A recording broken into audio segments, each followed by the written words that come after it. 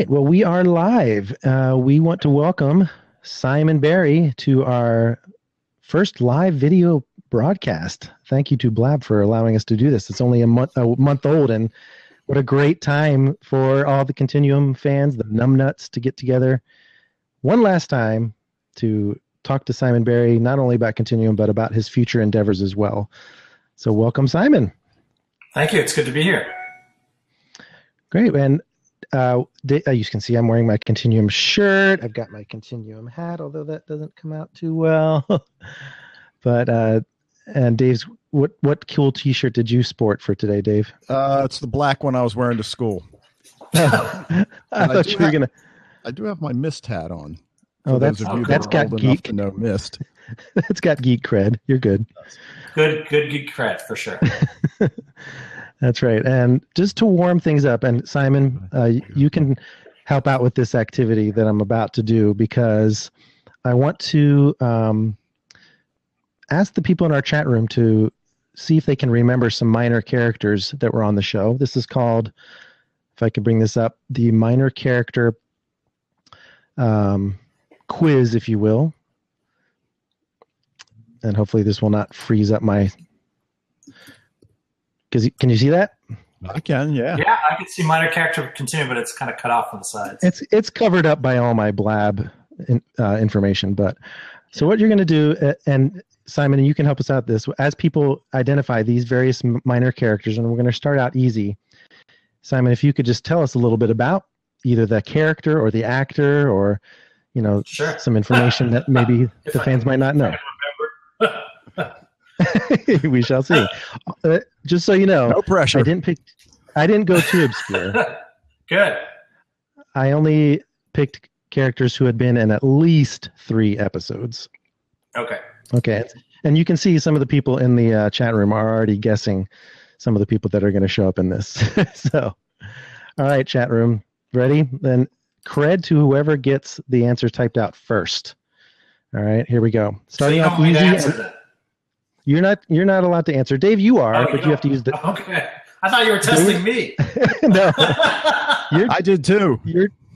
You're just actually chiming in with any extra tidbits about that character or the actor that you feel like sharing with us. What the little green things are that keep floating up on my picture.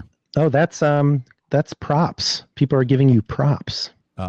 You click on the picture to give people props and say, hey, you're awesome. I haven't even brought out any, cool stuff yet. Well, other than the Continuum picture. They're just giving you props for being you. Okay. All right. Let's start out easy here, guys. Ready, chat room?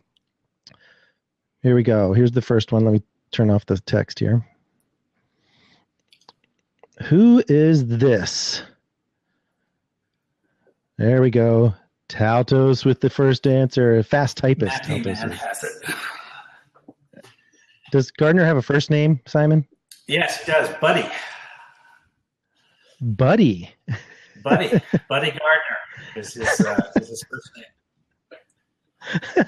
In fact, well, I'll tell you, here's a good story. The reason he's called Gardner is I've known Nick for 20 years. So when Nick and I used to hang out and shoot, kick around ideas, he pitched me an idea about the world's dumbest bodyguard, named Buddy Gardner. So when it came time to get my chance to put him on Continuum, I had to name him Gardner because, of that reference. And of course, we used both names. So he's officially Buddy Gardner. Oh, God, that's a good one. World's worst bodyguard. That is a good one. All right, next one, everyone in the chat room. Let's see if you can get this one. You can do first and last name. I would give you props for that one.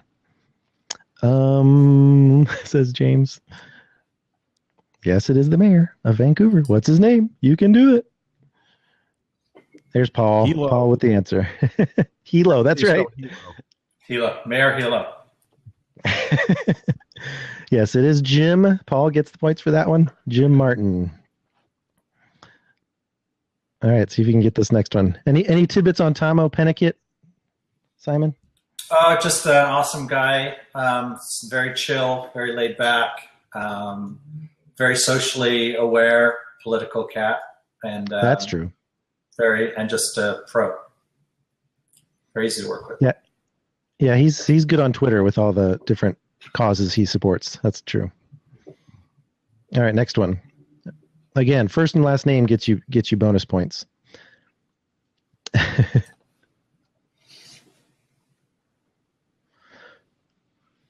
Paul gets the not first the most name. flattering, not the most flattering still image. I was going to say that.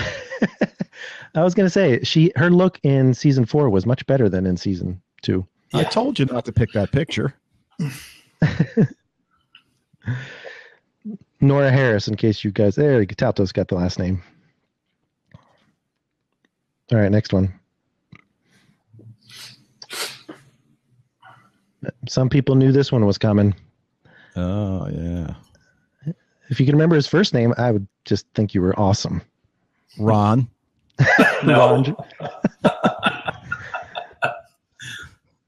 It's no surprise that Talto's got this one. No, it should have been Joe, but it's not Joe.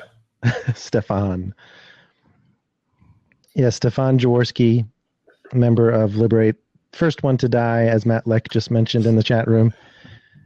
And great actor Mike Dopewood. How come you chose to bring him back in season 3, Simon? Well, we knew that story was going to take place before the time travel event. And when we first broke the story, we were really focused on Kagami and Sonya. But then we realized there was an opportunity to bring someone else in. And Mike, because he got killed so soon, was someone we definitely wanted to work with some more. And had we had the chance to go and tell more of the pre-execution stuff that we did, like at the end of season 2, where they bombed the corporate Congress, we used Mike there, and we also wanted to figure out a way to use him again. So that just felt like a good fit. Love the facial tattoo. Me too. All right, next one. One that we saw in several different forms. Yeah. Elena. Yes, this is young Elena, of course. Who is Elena?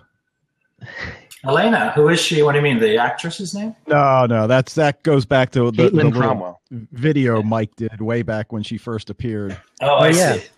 We did a video called "Who is Elena?" because we were like, we saw that she got sucked up by the time bubble. We weren't fooled.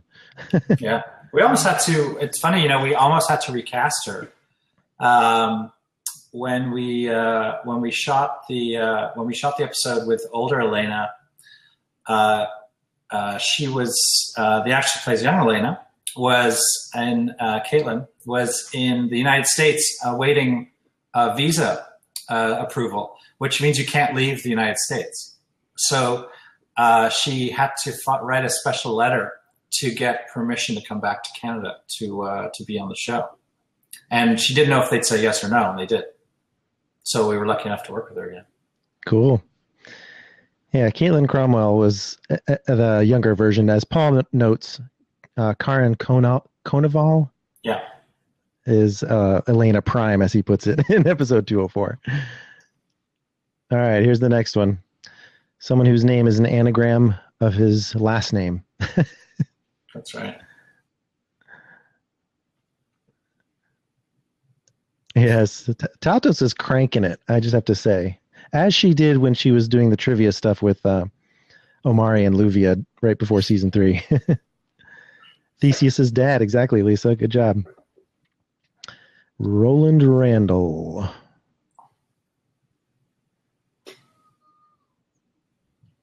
Next one. Anybody remember this lady's name? Oh, is Lisa Berry actually in the chat room? We got to get her in here at some point for a cameo. Yeah. Anybody know this one? Yes, it is Alex's assistant. What is her name? She isn't that far gone. If you guys get, yeah, there we go. Bonita got it. Jacqueline. She was a great actress, by the way, Simon. I definitely thought she was good casting. Thanks. Here's someone we were just mentioning. What is her character's name, anyone? I only did one representative time marine, by the way. Anyone? Nolan, Christopher gets it. All right, I'm going to speed through these as people get, bored of this. Yeah, that was Nolan. Now here's one of a set. Now, Zach Santiago is the actor's name. Simon, is he? I know he's got some fight experience or stuntman experience too, right? Was that key in casting him? No, I didn't know I didn't really think of that when we were casting him. I just really like Zach as a person, and he's kind of everywhere in Vancouver. He's a DJ as well. He is a filmmaker. He does all kinds of stuff in the arts. So I just really like his approach to work, and he's really he's just got a great look, and he's very talented. So it was more about that than the fighting part. At the end of the day, we can often train our actors to fight, but it's very hard to train a fighter to act. Yeah, and guess who got that one? Todd Ireland. Todd joined us. Todd knows that it was Agent Miller, yes. I think Todd knows the answer to all the questions. Yeah. All right. Todd's not going to make it fair. All right, we interviewed this guy, Adam Graydon Reed. Anybody know his character's name? Yeah. I miss him. Adam's awesome. Clayton, yes, Stalto's good. Does anybody know John Cassini's character from season? Oh, I do. Oh, type it. That's there right, David Wayne. That's Dave. Okay. That's Marco. Hashtag free Marco. He was email me and message me all the time. Hashtag free Marco as much as possible. Until he got shot, of course. That's right. Jen Spence's real life husband, Ben Ratner. Paul got that. Man, Paul can type the actors' names very quickly. Anybody remember his character's name? It's a very sleazy sounding lawyer name, actually. The name is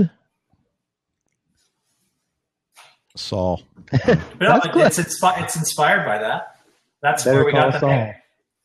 We actually cribbed the name from that show and reversed it. Gord Solomon. Paul gets the first and last name that time. I like Ocean's reply. Where? That's someone's asking if that's my wife in the back. There's Jackie, who just came home. Hi, Jackie. Hello. Everyone's all right, last waiting. one. Hi, And everybody. at least typing waiting.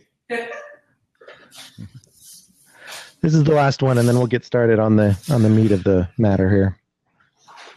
Remember this guy from season? This is definitely an RIP. RIP. It's Rookie. Alex roommate. Trexer, that's what I was wondering. Yeah, worst roommate ever. Worst roommate ever. Dude, come play video games with us. Mm-hmm. All right, Dave. Now we're gonna, now that we've done that nice little warm up, we're gonna do the scripted bit, if you don't mind. This is gonna go this is where the podcast actually is going to begin. You ready? Yeah, I'm ready. All right. 3, 2, 1. Hello and welcome to the Liberate Continuum podcast. My name is Mike. And I'm Dave, and this is show number 108, where we'll be talking to Continuum showrunner Simon Barry in a live Q&A event to debrief the series at large. That's right. You know him as the showrunner of our favorite recently concluded series Continuum, but he's not finished. He also is here to talk to us about his new venture with Reality Distortion Field Incorporated, which is his new production company that's going to be cranking out some genre fare for geeks everywhere. And Simon, what will be your official title at RDF? I don't know, probably partner, because I have a partner in the company, Stephen Hedges, who's a really well-known producer in Canada and has formerly ran a company called Bright Light Pictures, which was one of the biggest production companies in the country for a long time. And so we're basically partners in the venture. He does the business and the strategic stuff, and I do the creative stuff. And then we have Mohammed, who works with us and does our development. Yeah, Mohammed Al-Masri. He's right. been around on Twitter quite a bit too. So we're going to get some people to come into the open seat in a minute. I do actually want to really quickly we're going to see if Lisa can figure this out. I'm going to unlock the seat. Lisa, go ahead and click on the open seat, and we'll say hello to anybody who's here from the show, just so they can get their quick hello in. And Lisa, once you click on it, it will ask you for access to your camera and to your microphone. Just click yes. And who else is in there? Anybody else in besides Lisa Berry and Todd Ireland that wants to say hello? And Jackie, of course, already said hello. You want to say hello? Jackie's got a show coming up too. Well, actually, RDF is producing a show that my wife created for the CBC, which is our national broadcaster here. And we're currently setting it up with international companies to hopefully get into production in the spring. Called The Wanting. Yeah.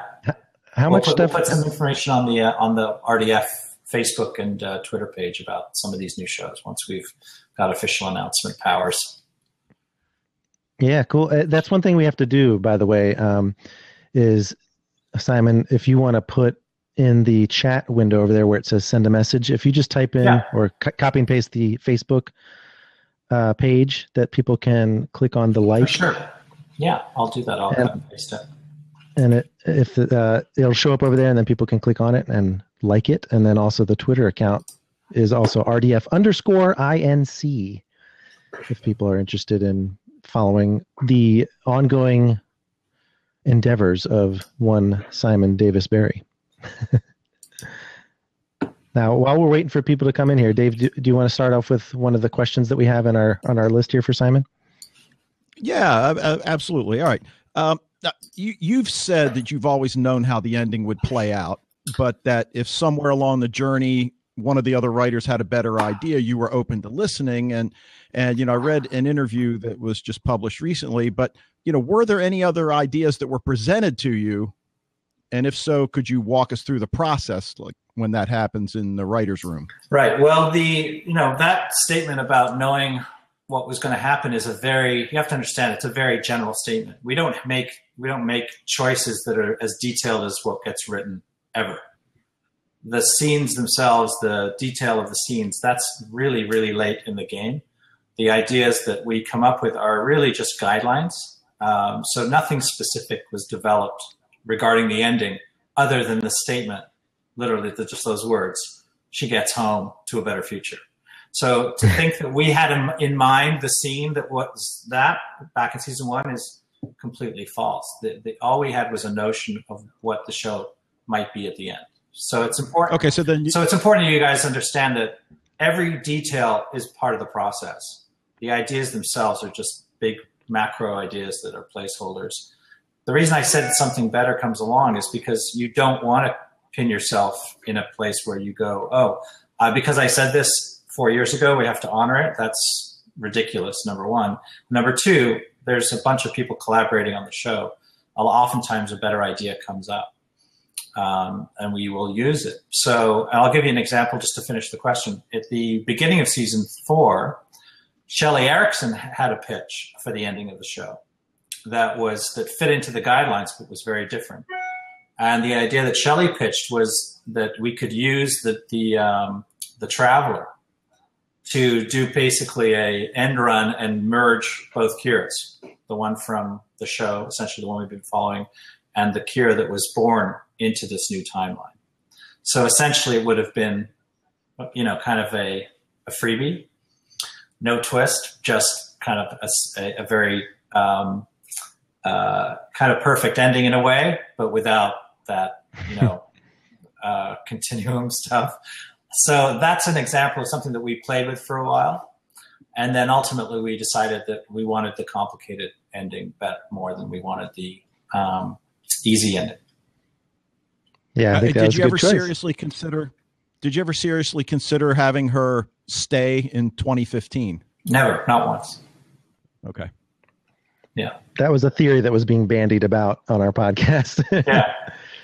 Yeah. No, it wasn't really, I wasn't really interested in that message.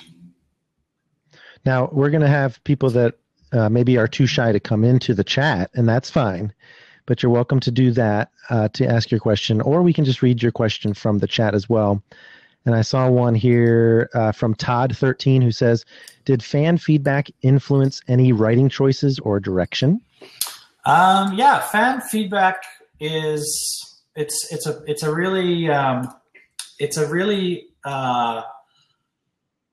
really powerful tool. I mean, it's never to the point where we take one person's note and go, oh, that's a good idea. What we do is we tend to cast a wide net and discuss what people are talking about in general terms.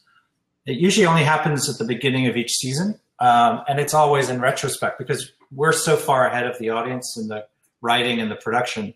You have to understand that the scripts are usually all in their first draft form, often before we start shooting. So by the time the audience is seeing anything, we've committed to things months prior and already prepping them. So we can never actually change anything during the course of the season. We take conversations that happen from season 2 and we talk about them usually at the beginning of season 3 and then 3 to 4. So usually the first week of the writer's room, what will happen is I have done this is where I sort of ask the writers, what did you see? What did you read? What struck you as interesting over the course of last season on the internet? There's Carolyn. Hi, Carolyn. And then we never actually take the idea, whatever has come up, but what it does do is it starts a new conversation. And that new conversation takes us to places where it's almost like we're tapping into what the audience is feeling about characters, the direction of the show, what some of the themes are that we're engaged in, but we never use it as like, oh, someone said let's do this, and we do that. That never happened, and the reason it never happens is because that's our job. Our job is to figure that stuff out, and even if it was handed to us in a silver platter, we probably wouldn't do it because the process for us is more about just having one simple idea. It's about discovering things as we go, and also it's the conversation because we debate everything. I get to have the last word, but everyone gets to have their say and pitch, and that's kind of the process of the room to keep it healthy. Otherwise, we'd just be scamming other people's ideas and plugging them into the show, which really it doesn't ever work anyway because it'd be disjointed. It's like a house of cards. You can't just plug an idea in because you like it ever. We had hundreds of ideas that were rejected from inside the room that were awesome ideas, but they just didn't fit into the patchwork of the show. And so they were rejected, but they were great ideas. I mean, on their own. I mean, it's just the part of the process.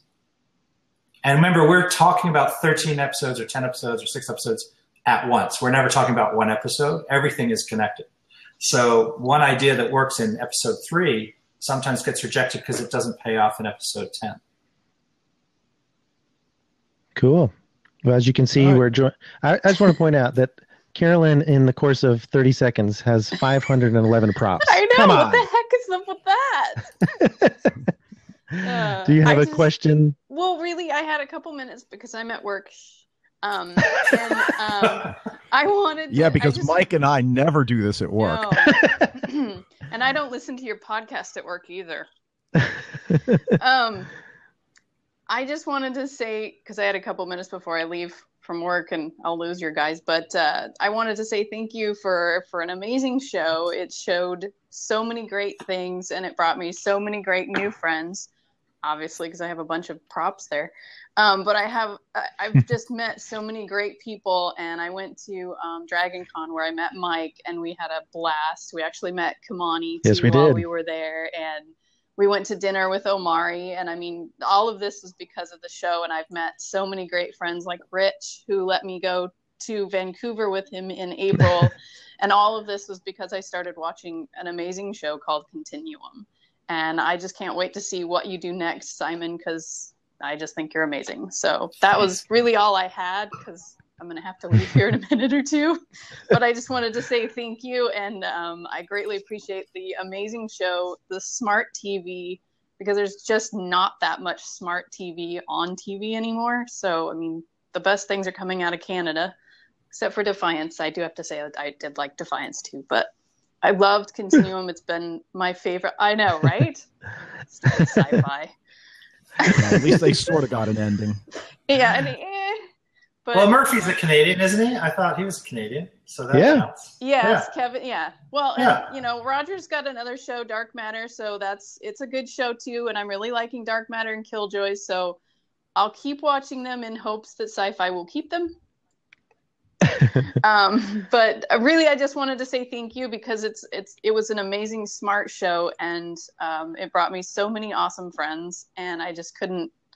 I mean, it was just a great show. So thank you. Thank you. Really, thanks, all I Carolyn. had. And I have to go, but thanks for joining us. Really, thanks for taking your time out of your day, because I know how busy you are. So, I mean, really, just thanks for coming to something like this for on election day, no less. By the way, I know. The rule was I have to vote before I did this. So. Election day for you guys. Ours isn't until later this year, and then next year the craziness really begins. But yeah, well, Carolyn, politics. I think the chat room probably you spoke for the chat room there just now. Probably, definitely. Collective voices of yay. Yes, exactly. Well, thank you very much, and we'll let you go. Okay, thank you. I really appreciate it. Right, bye. All right.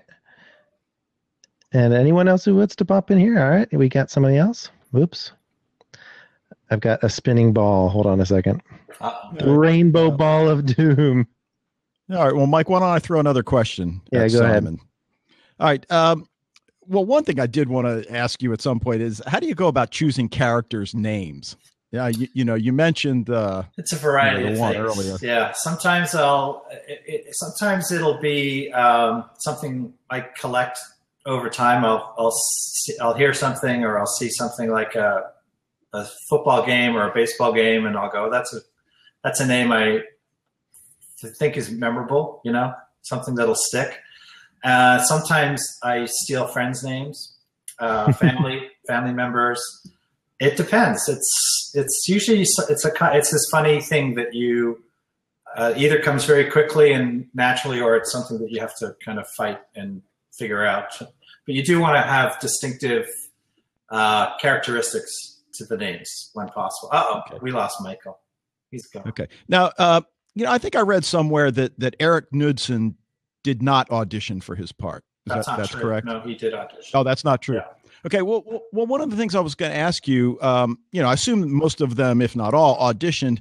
Did you bring anybody in for an audition for one role, and then once you saw them, felt they were more suited to another role? Well, Richard Harmon read for Alec. So when we saw Richard's read for Alec, we knew he was the right choice for Julian.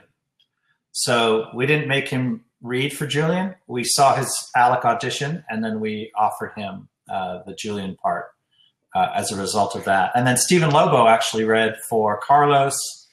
He read for who else did he read? I think he might have even read for Lucas. Yeah, I think he read for Lucas, Carlos, Travis. And no, he never read for Travis. But Tamo did. Tamo read for Travis. So there's a few overlapping auditions that we that happen for sure. Okay. Now, did you say to yourself, "This is science fiction television. We have to have Roger Cross"? No, I wasn't even aware of him actually that way. Strangely, I only knew Roger by reputation, and I had watched him, I think, in 24. That was the only thing I'd seen. Oh, wow. So I didn't know him as that guy. Wow. Okay. Hey, Ashley, Hello. we got you in the. Hi, Ashley. So, okay. So why don't we turn it over to you? What do you have for us? I'm a young writer in Hollywood, and I was absolutely enamored by Kiera Cameron. She is one of the most bad ASS characters I have ever seen. Oh, you can say it. She's badass, and I find that very inspiring as a young writer. But that's actually not my question. I want to talk about The Traveler, because there is so much there that has not been unraveled. And my number one question is the time traveler Jesus? Well, here's the thing. Here's what I'll say about The Traveler. We did have a lot more story about The Traveler that we wanted to fit into a bigger season. When we developed the idea of The Traveler, it was this whole other chapter of the Continuum universe that was going to bind a lot of things together. Freelancers, what happens to sad tech post 2077. And obviously we never got the chance to do that with the real estate that we had. Knowing that going into season 4, we had a choice. It was, do we embrace the mystery of The Traveler and only show what we have to show, because we won't ever be able to tell the whole story in these 6 episodes, because it will just bog down everyone else's story. It'll just slow everything down. There's just not enough time. Because there wasn't really a way to do it other than that scene in episode 4, where we had Curtis kind of do his 2-minute statement. And so it was decided that it was probably better for the show. At a certain point, you can be so specific, you open up so many more pathways that you need to explain. And we couldn't do that. So we had to keep it really narrow and just say, well, here's the broad strokes. From the future, went too far back, made a change. But we had started talking about what that scene was going to be. We were thinking of shooting it. We were going to do a scene that was going to take place in the past, but that would have meant we had more episodes and more money and a lot of these things that we didn't. So at the end of the day, what I think is best about The Traveler now, with a lot of questions about The Traveler, is that's probably a character that can be part of the mythology in the future. And if graphic novels or a novel comes out of this process, then that story will be told in its full breadth. Awesome. Okay. Well, thank you. Can I ask one more question? Sure, not time Jesus, unless you want him to be time Jesus. Well, I think he looked like Jesus when I saw him on. I was like, what? Alec and Emily.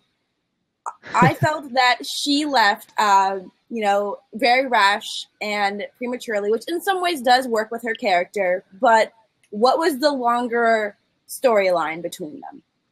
Yeah, we did have her coming back towards the end of the season, if we'd had a longer story to tell.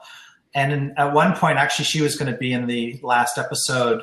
We were going to have a scene that we never shot, which was going to be a kind of an intermediary scene between the end of the last moment with Alec and Carlos and everyone outside the machine room and seeing Kira in the future. It was going to be a scene of like what happened 5 years from then.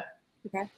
And we were going to try and combine a lot of stories into one scene where we saw what Carlos was doing, what Julian was doing, what Alec was doing, and Emily was going to be part of that. Julian was going to be part of that.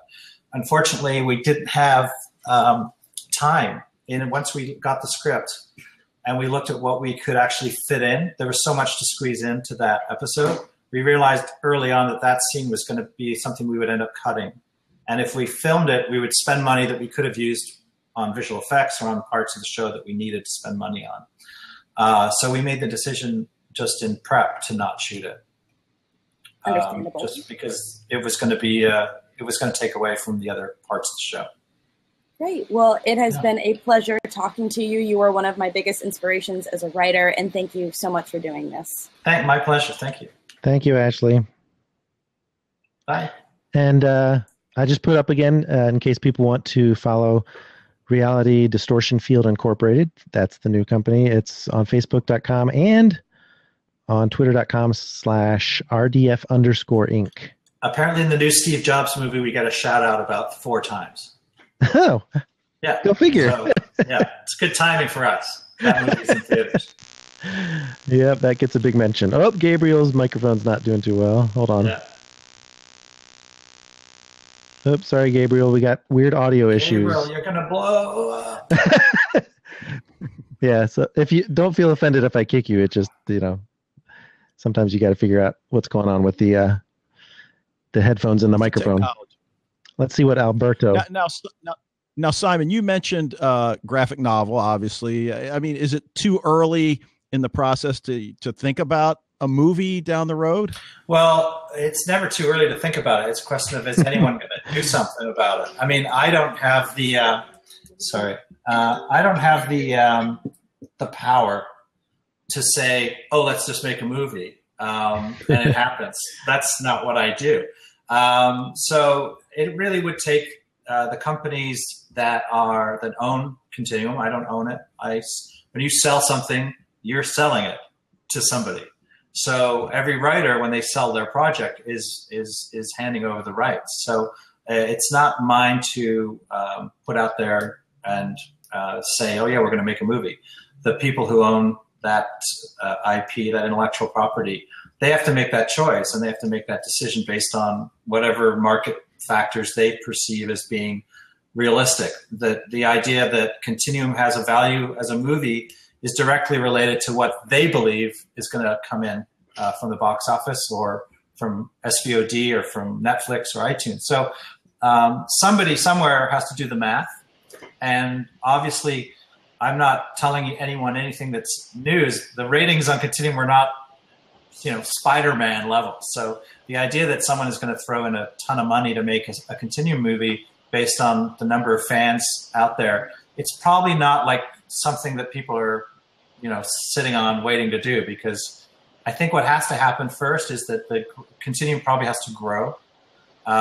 People have to discover it on Netflix and in other ways. And then maybe once there's enough of a groundswell of a fan base, then maybe somebody will say, oh, now seems like a good time to take a risk and spend that money. And that's the thing is you have a complete package now. You've got people who want to see an entire series beginning to finish in a binge watch fashion. Yeah, it could happen. I think I would say I would be surprised if anything happened for a couple of years, because it might take a couple of years just to build up that momentum with the fans. All right, well, let's see what Christopher has to say. Hello, Christopher. Welcome. Hi, guys. Hi, Simon. Hi, Chris. Actually, I have two questions, but they're semi-related, so hopefully that the answer will kind of connect. When we see the Time Marines at the end of season 3, and then we see them again at the beginning of season 4, was there any change in who they were and what storyline you really would drive for between that amount of time, because of the shortened season and realizing you had to run to the finish line and where you were going? And then the second part of that question is, was Kellogg always tied to that?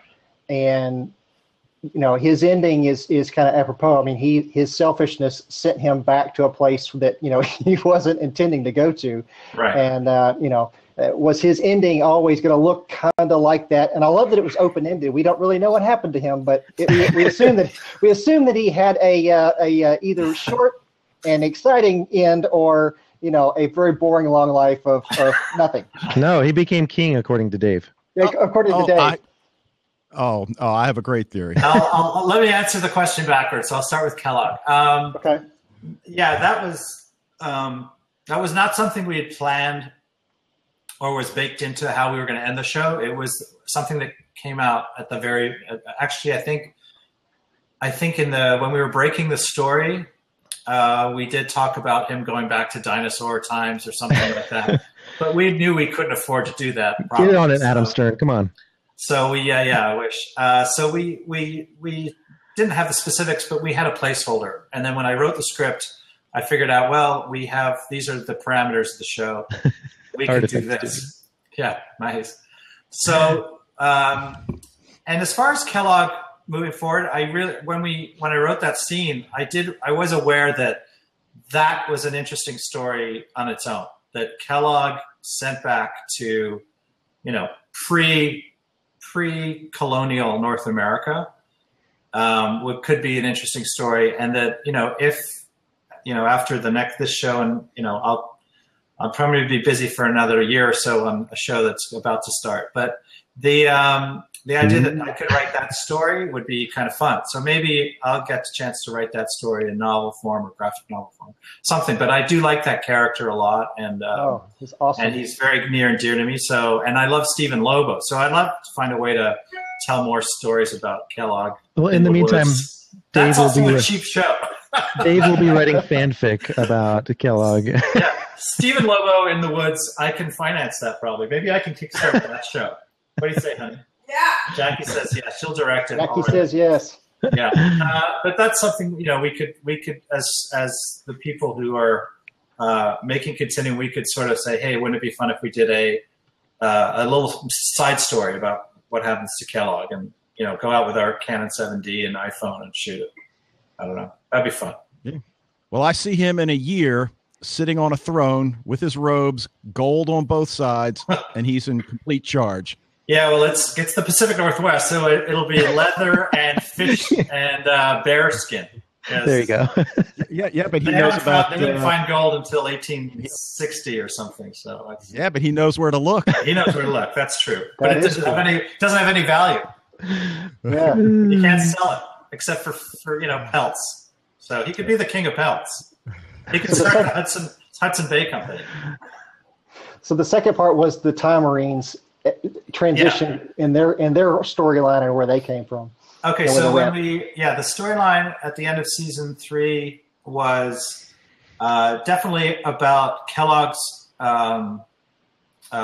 feudal landscape. So Kellogg is leading essentially one group, but there are many groups fighting for territory, as is kind of explained in that small scene.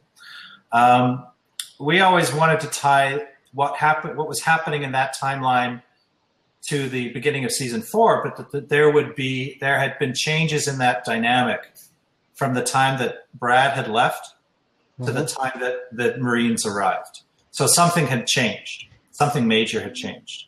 And we had toyed with the idea that it was like an Alamo situation, that this was the only way to get out of a jam,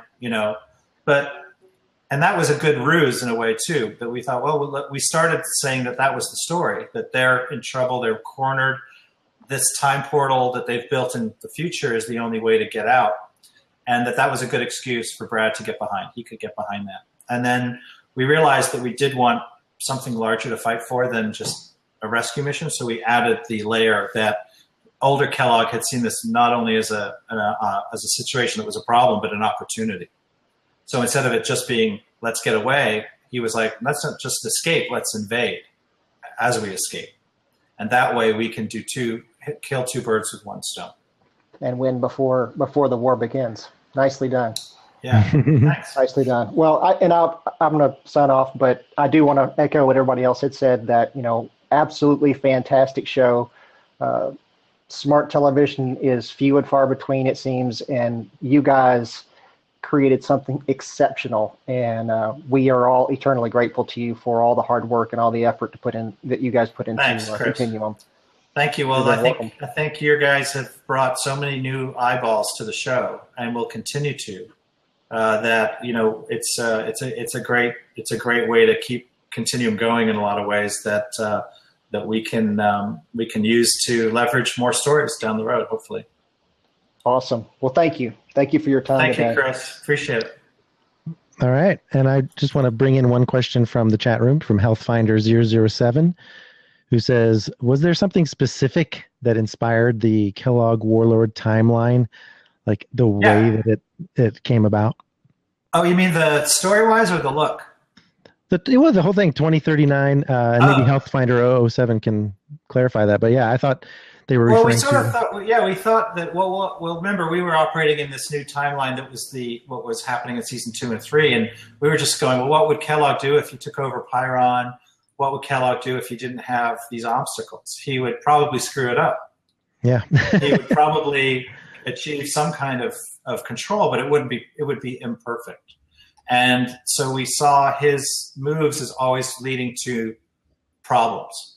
Therefore, he was kind of the author of his own situation. And how he got there was up to, it didn't matter, really. It was just that Kellogg can't help himself. He's always going to choose a path that ultimately he blows up because of his nature. Yeah, and as a result, society falls apart if there's only one person that's being taken care of. But it was so bad because he had more power than normal. You know, he would have more control. I noticed there's several people, including Paul and a few others, that are asking about like a DVD set that included like some really cool extras. I've heard that. This again is something that I'm not invited to be part of. Yeah. Most showrunners aren't. By the way, this is not just Continuum.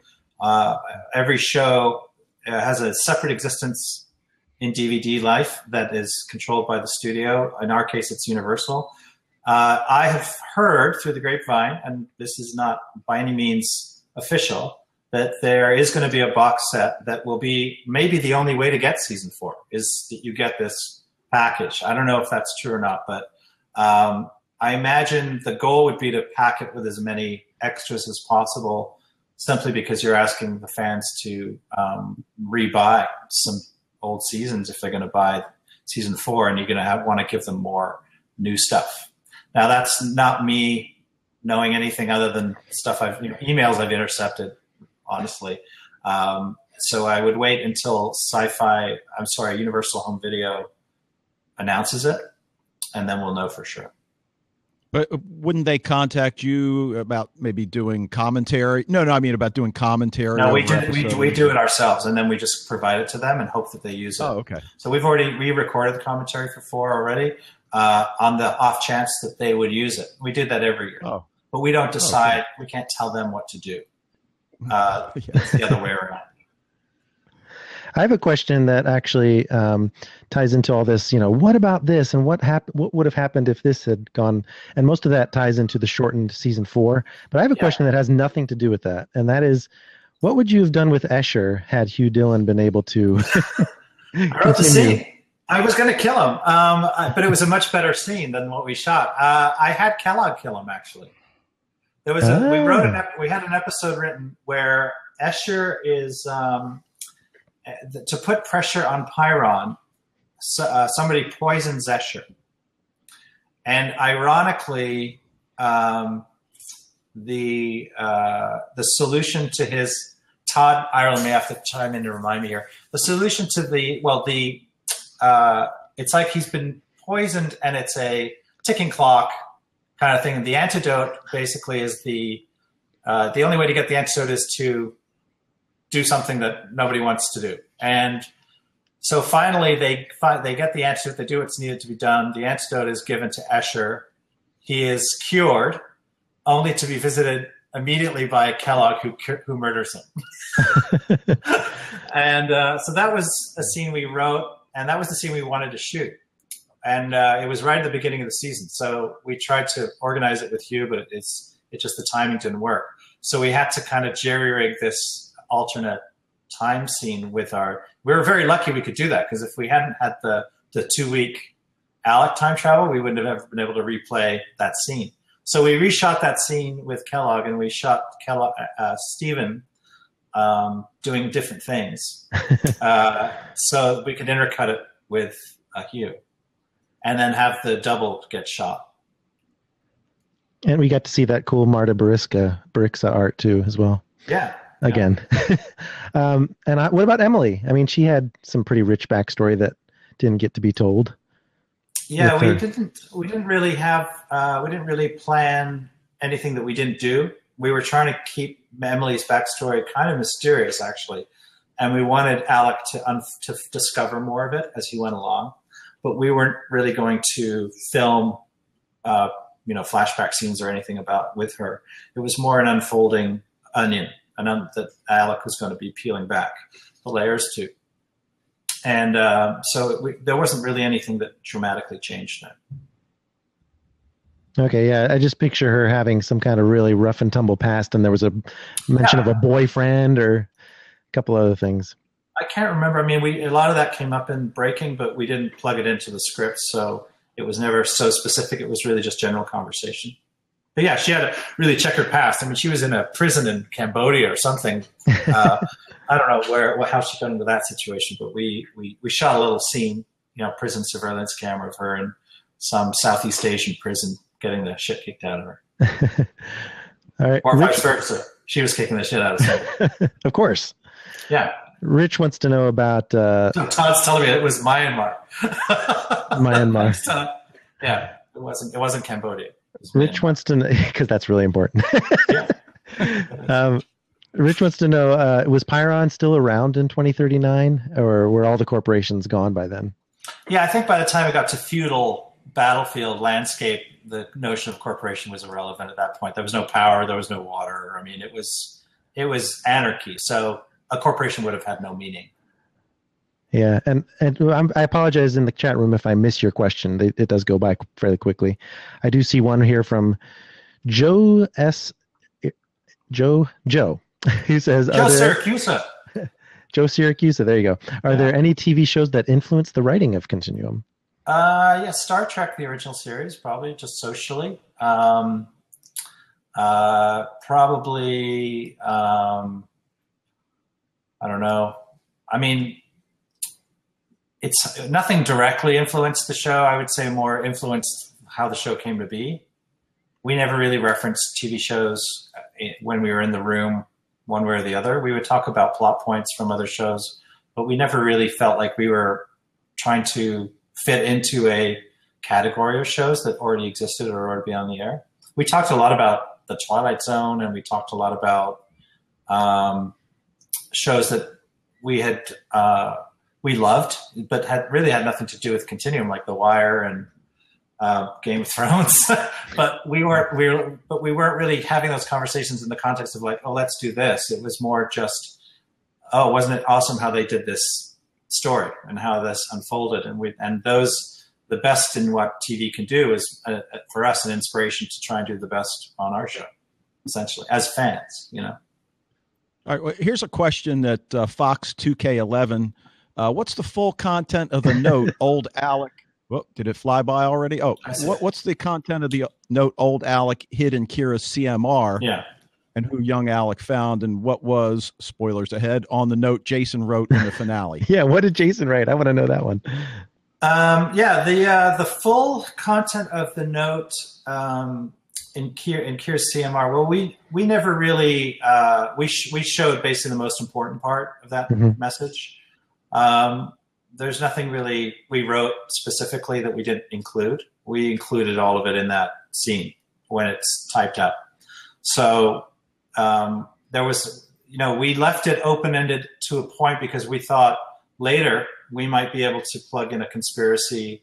We might be able to plug in a piece of information that Alec had received but never shared. But we never actually acted on that. So there's really no information that was never revealed to the audience that was of any importance. And then as far as the note that Jason wrote, I think it was probably something to the effect of forgiveness, that he forgave his dad for sort of not being there, really. Okay. And then Mike, can I ask? Yeah, can I ask the most important question? Go for it. That I've been waiting for. All right. On Kellogg's boat. Yeah. Back in season 1 with Kira. Yeah. What really happened? Did they or didn't they? You know what? She won't tell me. I don't know. I mean, that was really just a wonderful way to approach that relationship. Okay, here's the answer that's not true, but it's kind of fun. Okay. He impregnated her with Kira Zagorski's character. Yes. And then she grew up, Kira had to give the baby up because it was just not working out for her time travel cop duties. And then she grew up and then found Kellogg later. See, I told you. Vasquez had to deal with some of that. No, I'm not. That's not true. Well, first of all, they look very similar, Kira and Kira, as it were. Yes. Yeah. And also the age thing that Dave and I talked about. You know what? Sometimes when you get an actor who's so good, you say, well, if the age doesn't line up, who cares? Yeah. Kira's so good. I don't care if people nitpick that. I mean, that's the thing. It's hard to find really great performers. So you make these little concessions and you go, well, it's better for the show. So. But, you know, I mean, just to be serious, though, about that, I mean, back at that point, I mean, Kira is so vulnerable. She's, you know, trying to find her way. You know, he's a connection to the time period. She, you know, you almost see that you can see it happening until she realizes what he's all about. Both answers are correct.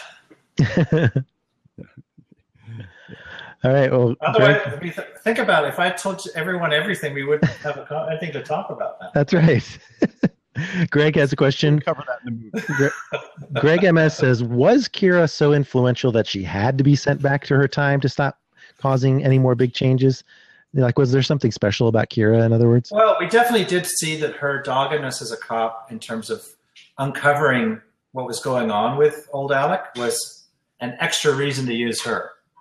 And when we came up with the idea that Kira was going to be connected to the conspiracy involving Greg, that there was this business being done at SATTEC that was involving people getting murdered. Remember, this is a murder investigation at a time where people didn't get murdered, and if they did, technology would solve the crime immediately. So her dedication to solving the crime was so impressive to Alex Sadler that he realized this is someone who will never drop the ball, someone who will never give up. She's determined. She's got this, you know, she's got the bit in her mouth and she's going to keep going. So it made sense to not only use her, but also get rid of her in a way, because he didn't want this thing blowing up in his face. There you go. And let's see, did we have one? I wanted to pull one in from someone who emailed me a question because they weren't able to make it tonight. Alex wants to know, was there a subplot initially planned for Kira Cameron's husband, Greg, that was subsequently dropped? His scenes in the future seem to imply that he has secret knowledge of time travel. And of course, in season 4, we didn't see him. Yeah, we did write a bunch of stuff for Greg in season 4, but the actor was not available. He had a movie in Europe. And so unfortunately, that was why we had to take those scenes. In fact, he was going to be in the scene at the hospital. He was going to be at the end. There was a whole bunch of stuff for Greg that we just unfortunately couldn't get around the movie that he was on, which was a big movie shooting overseas. So as a writer, you go, well, we have to work with what we have. We have to deal with it. So it's disappointing, but there are so many things that didn't work out that you guys don't know about that's just one of 100. Yeah, given all the things you probably had to navigate, came out pretty smoothly, I have to say. Yeah, well, that's kind of that's the trick. Make it look like it all was smooth when it was always one of those painful births, right? Yeah. You know, Modern Betty brought up the thing about time travel rules, and that kind of leads into a question I had as well. That, I mean, obviously, you know, sci-fi fans can really be harsh critics when the science isn't right. Yeah. So how do you balance the suspension of disbelief with actual science when we're talking about things like time travel? That's what you just said, though. I never worried about it because it's like, well, we're talking about something that's inherently outrageous scientifically. Therefore, your scientific holes in my outrageous scientific concept don't matter. I mean, that's just kind of one of those great things, and that we love the idea of time travel esoterically, romantically, but let's face it, you can't poke holes in a science that doesn't exist. Right. Now you dealt with one of the classic time travel rules, you know, I'll call it the Back to the Future. All the rules are made by filmmakers and authors. Well, sure, but the one we're wondering about, the rules of time travel. They're not scientists. Scientists don't know anything about time travel. Only idiots like me and other, you know, that's the people who come up with this stuff. So the rules become relative to those movies and those books and those TV shows. And that's funny because we talk then in context of, well, the Terminator did this, and therefore that must be scientifically accurate. I'm like, well, Jim Cameron, as far as I know, never built a time machine. So I think he's just making it up too. And same with H.G. Wells. So look, it's great to speculate, and we try and stick to some form of science or some a set of rules.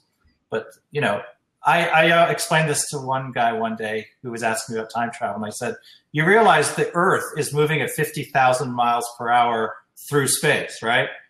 We're the fastest moving object that humans have ever been in, is the planet. It's circling the sun faster than anything. As soon as you leave this planet in terms of time travel and you want to land back on the Earth, you have to time it that the Earth is actually in the same geoposition relative to the sun to actually land back on solid Earth. That alone is, the math on that would be ridiculous, let alone the power needed to break through the time-space continuum. I mean, it's so huge in so many ways. It's almost like religion, because it's like you can't break it down. Hey, did you hear that, Sci Writer Dave? Did you see how he talked about, the relative position of planets? Come on. Oh, it's funny. We use bits of real science, but they really don't hold water if you think about it. Yeah, it's funny when we interviewed Lexa Doig and we asked her, how come it seems like she's always playing doctors, and she mentioned that she just has a knack for jargon. I mean, it does seem like Eric Knudsen got the bulk of the science-y dialogue. Yeah, no, we called Sonia a doctor, but we actually never really used her as a doctor except for 3 episodes, I think. Most of the time, she was just a cool customer and a real brilliant strategist.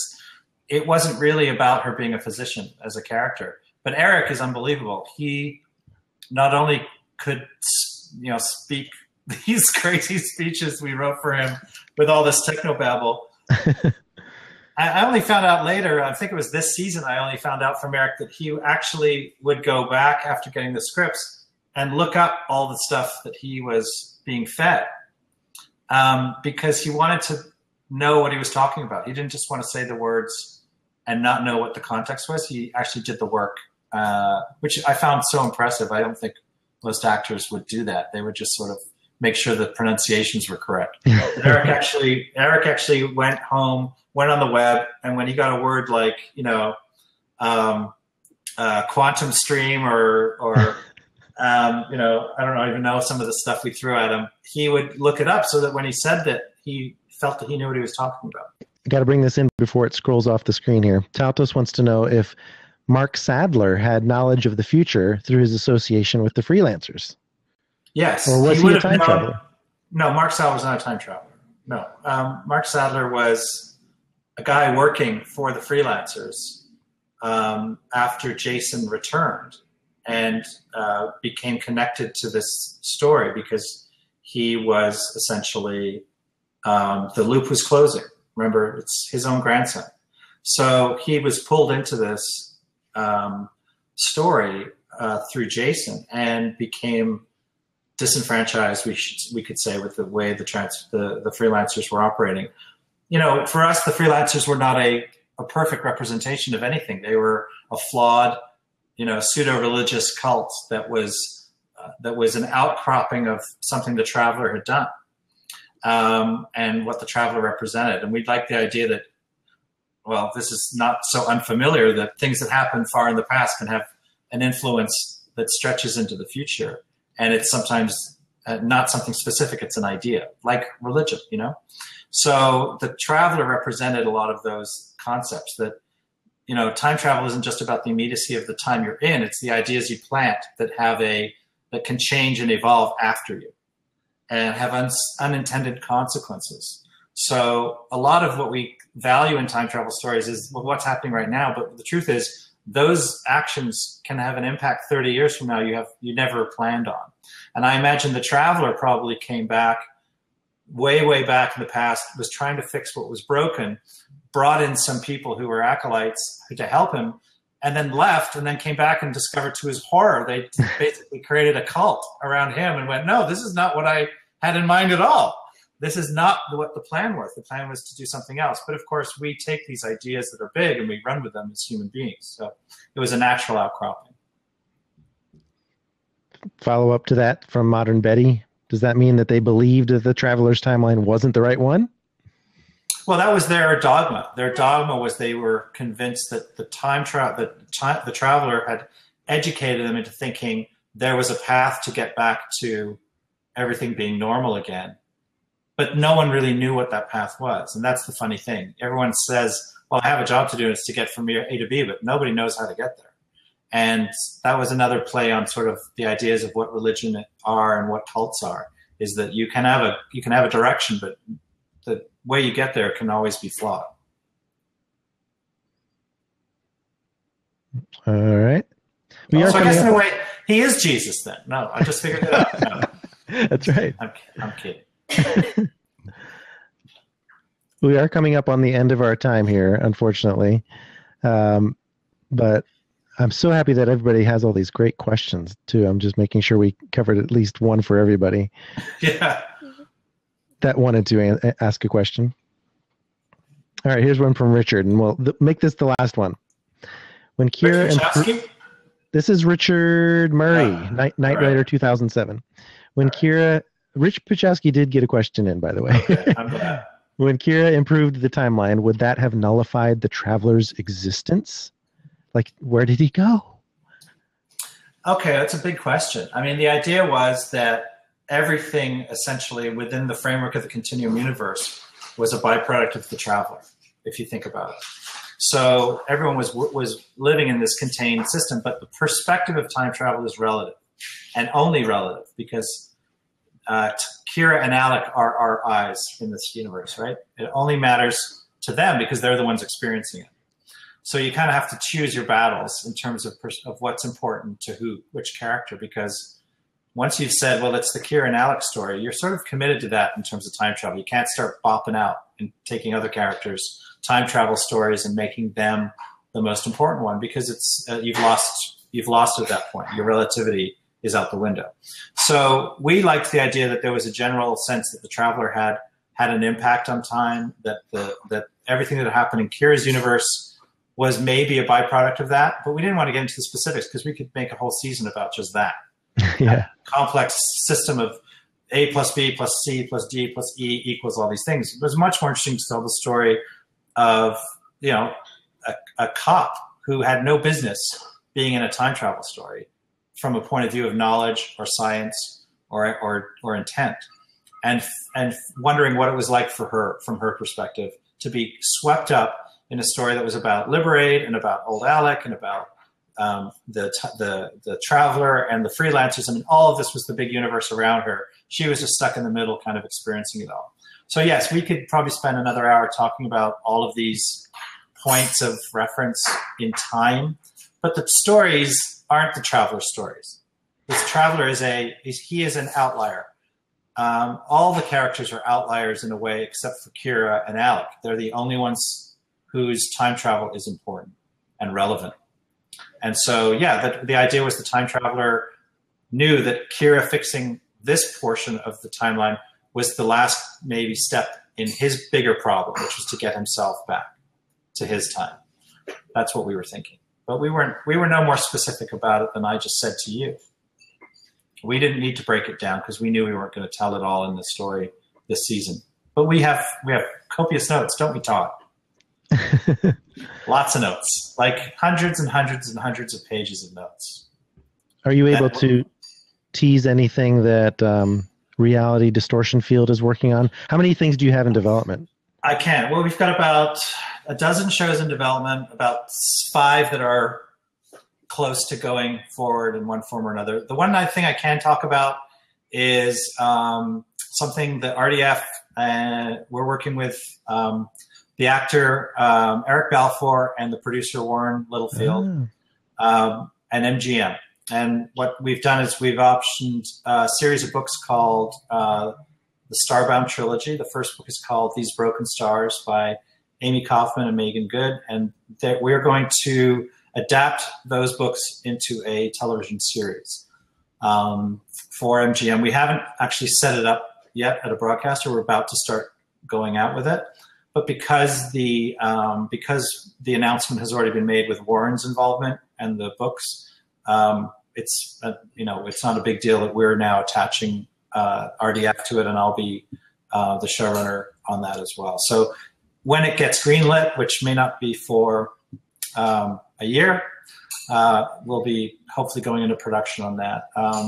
So we'll keep you posted on that. There's a few other things hopefully we'll get to announce in the next few months, and then probably something just for me as a writer producer that I'm going to get involved with very soon. So which will be kind of a new something we'll hopefully be announcing in a week or so, maybe. But it's I can't say anything about it though. My deal isn't done, so it may not happen. All right. Well, Simon, thank you again so much for joining us for this. This was a kind of a once-in-a-lifetime opportunity as we come to the close of Continuum. So thanks very much. I'm sure the people in the chat room are as appreciative as we are. I hope so. I'm appreciative of you guys. I mean, it's so amazing that what started for you guys as your first podcast ever. Yeah. We were lucky enough that you picked Continuum, and that we got to meet you. Well, I got to meet Mike, at least in Toronto.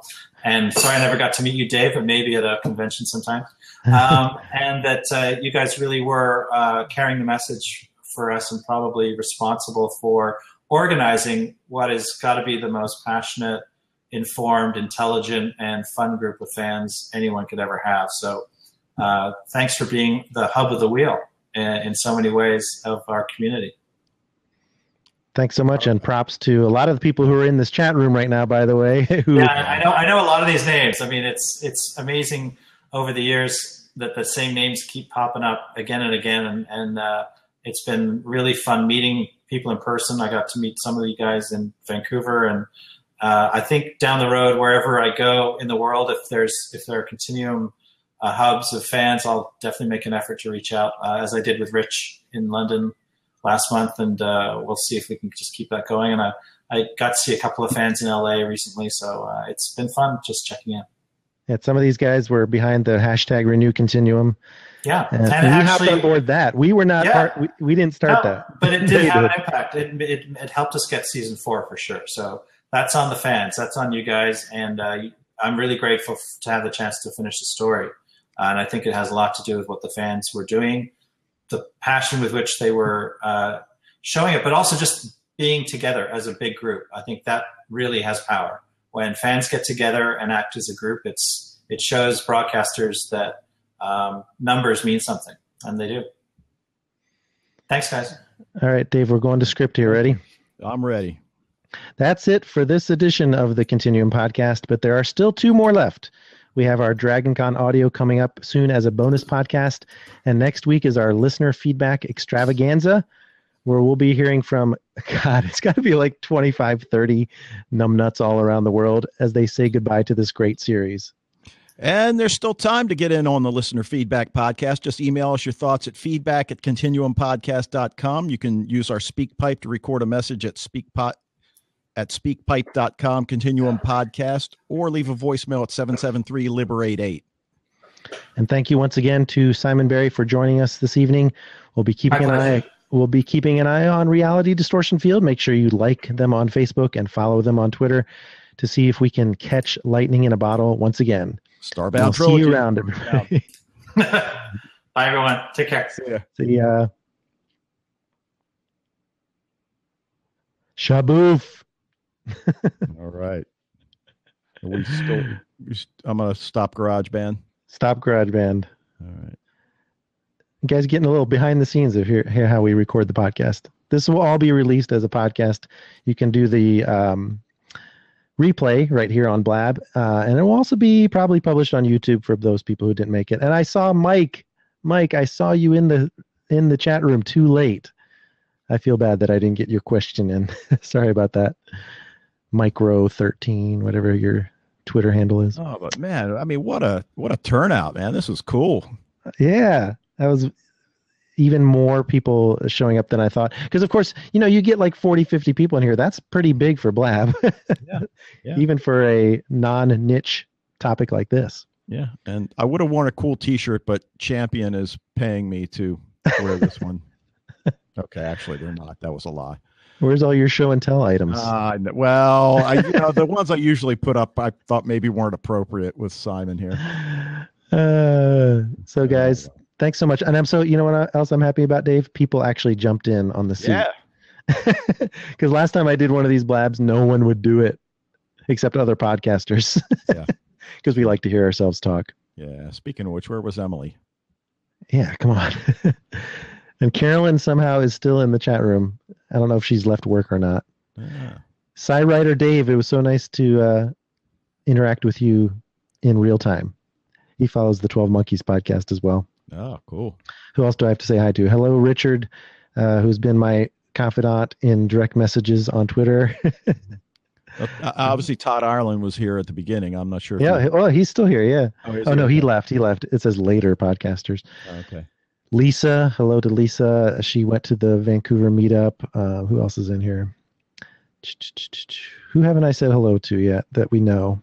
Because it's going to be. This is a community that we're hoping will stick around in some form. But you never know when people go off and find their own different shows that they like, and we don't always have this. Even Dave and I don't agree on a lot of the shows that we watch.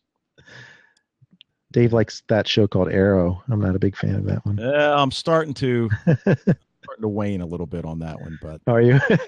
I still like it, but you can only watch so many. What does Emily call them? Salmon something or others? I don't know. When Oliver does the shirtless pull-ups. Oh yeah, that salmon climbing. I don't know. Bar thing. Yeah. Anyway, guys, I got to go watch Minority Report because I review that for Den of Geek. All right. And it starts at 9:00. So I saw that. Thank you, everyone, for joining us. Thank you, guys. See you later.